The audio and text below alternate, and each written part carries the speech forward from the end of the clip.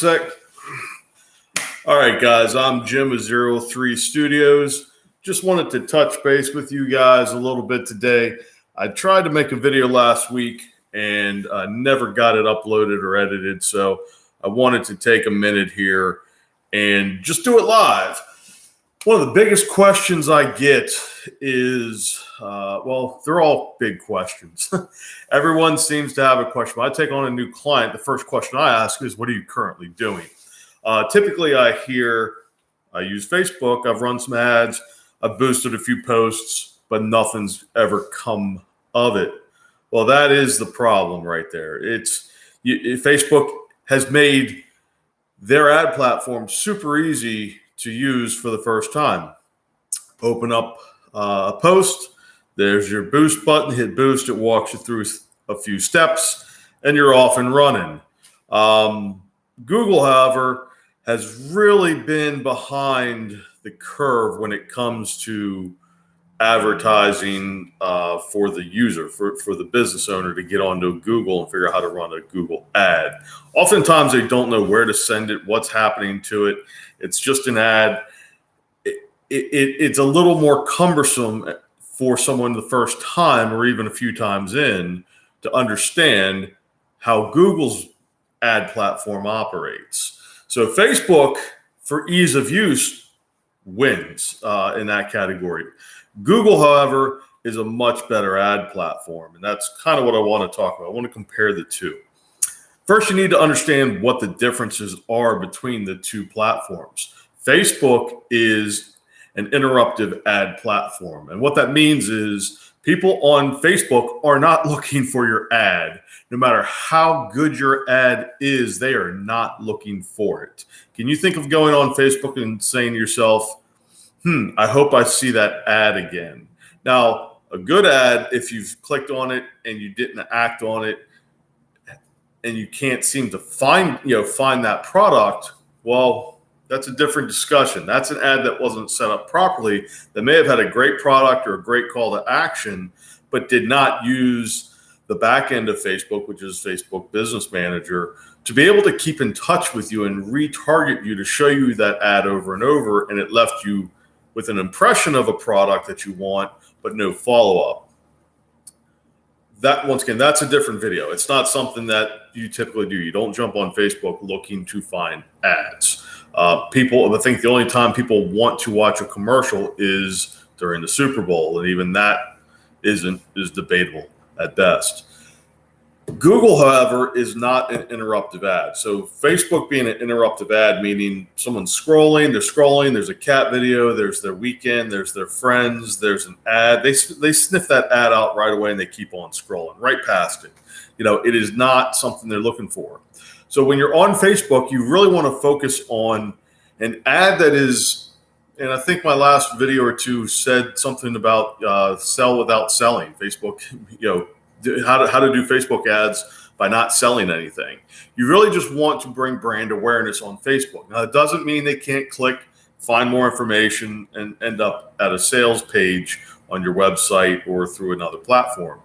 No, it doesn't mean that. But generally speaking, it's a slower process on Facebook. You want people first to identify with your product on Facebook. You want them to see that ad, pause for a minute, maybe watch enough for through play to pick it up, 15 seconds, and be able to retarget them and expose them a little more and keep finding people that consistently are watching more of your ads. And I have other videos about through play on this channel.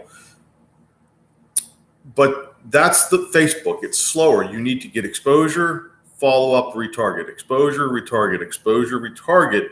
And eventually you'll start to find audiences in there that are actionable audiences that are going to want to take advantage of your brand, your products, and what you offer. That's the problem with interruptive advertising, is you have to slowly get their attention. I often compare this to having a conversation at a party. You walk into a party, there's someone you've been wanting to see across the room. You go over and you say, hey, John. And he's deep in conversation with 5 other people telling a story about the last fishing trip he went on. And then you reach up and you touch him. Hey, John. The second you touch him, he stops and goes, oh, hey, Jim. And then now you're engaged in a conversation. That's Facebook. You're going to, hey, John, hey, John, hey, John, eventually touch that person where they go, oh, I notice you, you're there. And then you can start engaging in a longer, deeper conversation. Now, Google, in comparison, is not interruptive. Google's power is the fact that it is a search engine. So when someone finds your Google ad on Google, it's because they're looking for your product. It's not because if you're a pizza shop and you're trying to advertise during the lunch hour, well, they're not going to put you in front of someone that's shopping for shoes. No, they're going to, when someone types in pizza in my area, pizza specials in my area, best pizza places in my area, boom, that's saying this person's looking for pizza.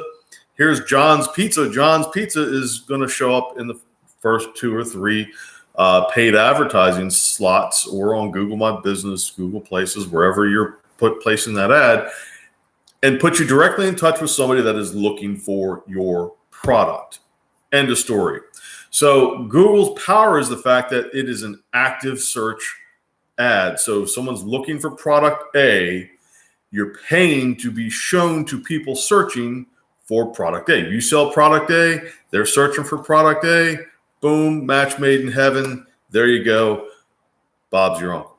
So, always wanted to say that. Bob's your uncle. That's Canadian expression or Irish expression. Anyhow, so what we're going to do is kind of compare Google, though. So Google, you're going to have to figure out how much you want to spend. You can do the same thing on Facebook. You can target people.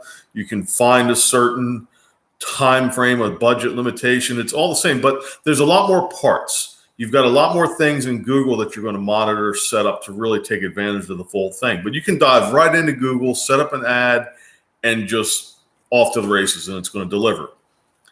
What you need, though, is on Facebook, you're going to have a video ad or a photo-rich ad, something that's visually stimulating to get someone's attention. Google, you need a call to action. You need copy in that ad that's going to stop somebody in their tracks and say, that's what I'm looking for. So if you're selling pizza, you need to make sure you're letting people know it's lunchtime, we have a lunch special, or we have the best buffalo chicken pizza in the area, whatever it might be. Whatever you think you're targeting from your ad needs to be that search, what someone's going to type in needs to be in the beginning of your ad. So they immediately associate, this is what I was searching for. This is what this person's selling. Once they click on that, wherever it takes them, continuity is king. It needs to take them directly to something that is going to repeat that message and instantly guide them to that offer. Now, if it's pizza, it's pretty simple. Hey, here's our special. Here's a coupon.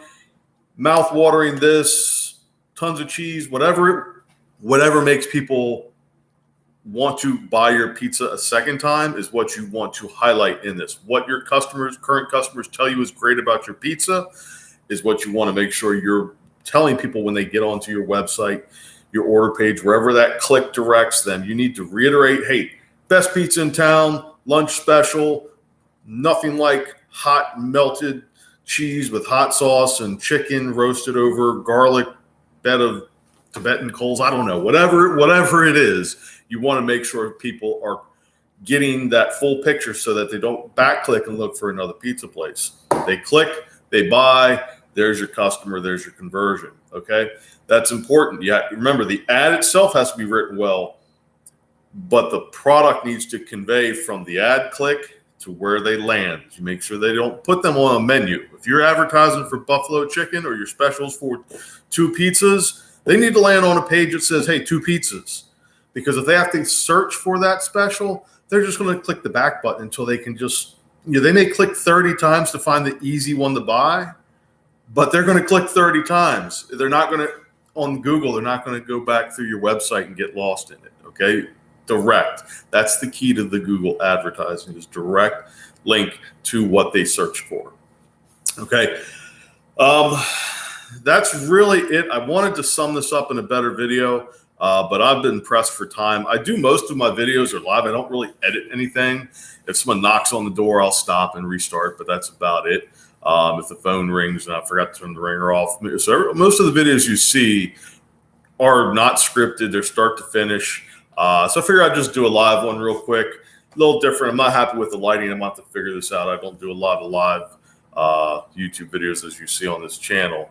However, we're going to figure that out. I'd love to see some questions roll through here.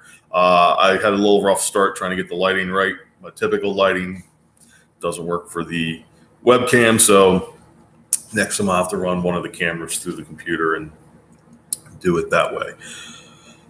I wrote some more in the description here about everything we just talked about. If you have any questions, by all means, feel free to comment. I reply. If you look it back, I reply to anyone who asks a question. I'm happy to help.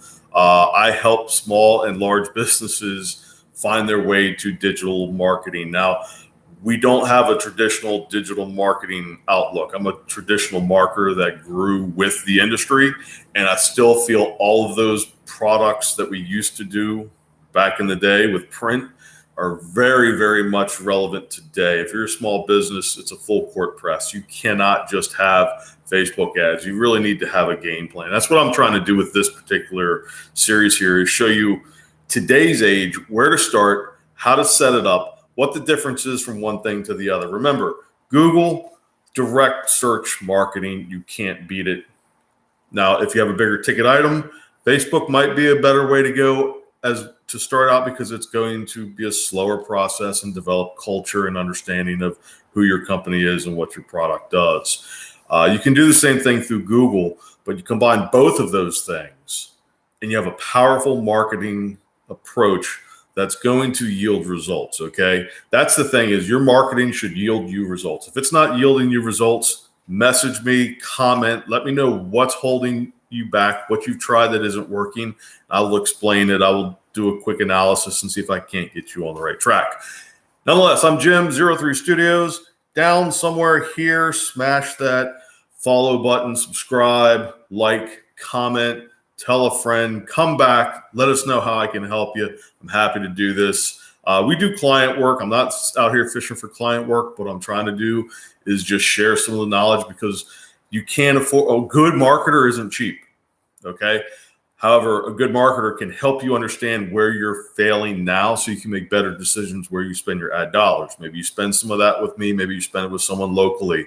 But if you think $50 is going to get you a successful ad campaign by tinkering with it, keep your money. It's not worth it. The data you're harvesting is going to go stale. Your effort is going to be all over the place. You're better off waiting a few months, getting yourself, a little bit of money up, and then sit down with somebody and at least have them show you what to do.